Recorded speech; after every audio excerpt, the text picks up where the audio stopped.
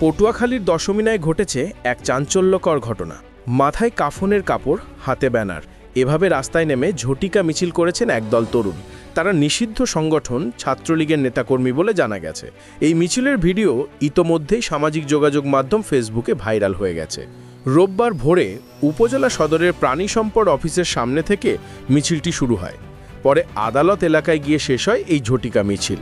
ভিডিওতে দেখা যায় সাবেক এমপি SM শাহজাদার ছবি সংবলিত ব্যানার হাতে নিয়ে মিছিলকারীরা শেখ হাসিনা ও নৌকা প্রতীকের পক্ষে নানা স্লোগান দিতে থাকেন। মিছিলের নেতৃত্ব দেন দশমিনা সরকারি আব্দুর রশিদ তালুকদার ডিগ্রি কলেজের ছাত্রলীগ সভাপতি জায়েদ পেদা।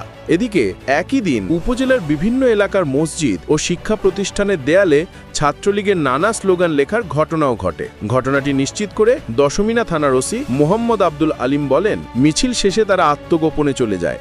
তাদের গ্রেফতারের জন্য অভিযান চলছে।